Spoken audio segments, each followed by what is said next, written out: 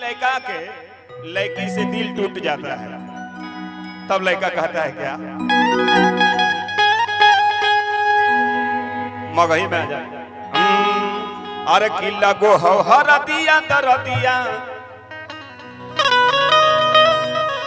अरे किला गो हर दिया दर दिया, अब बुझनी ना प्यार के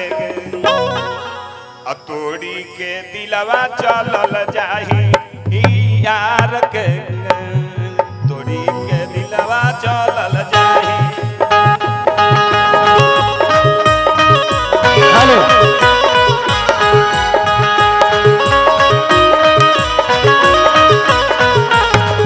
तोड़ी के दिलवा चलल जाही यार के, तोड़ी के दिलवा चलर जाए रे हमार के, तोड़ी के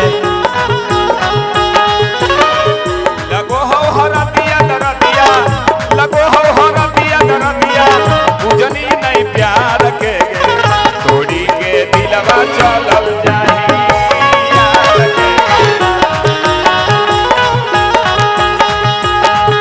आएगो भैया ऐसे नहीं गाना। हेलो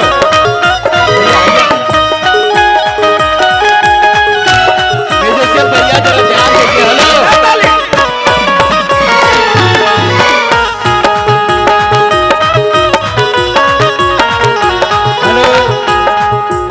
भैया ये भैया के गाना रे हमर दिल के छू गईल। हमरा साथ कोनो घटना ना रहे, हम घर में बानी इसलिए हम लाजात बानी। सब चाचा चाचा भैया जो बैठल बानी इसलिए बड़ा लाजात बानी कि बांसवा कटाई रहले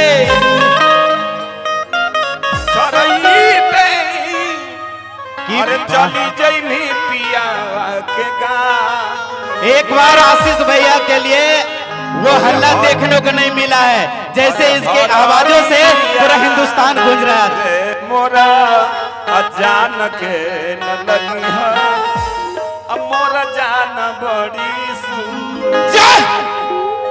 कि बांसवा कटाई रहले और मड़वा छरई तई, और चली जइमी पियावा के घर। अरे हरा दिया अरे भैया एक बार के न लगी हो। थोड़ा सा ध्यान दीजिए भैया। कि बांसवा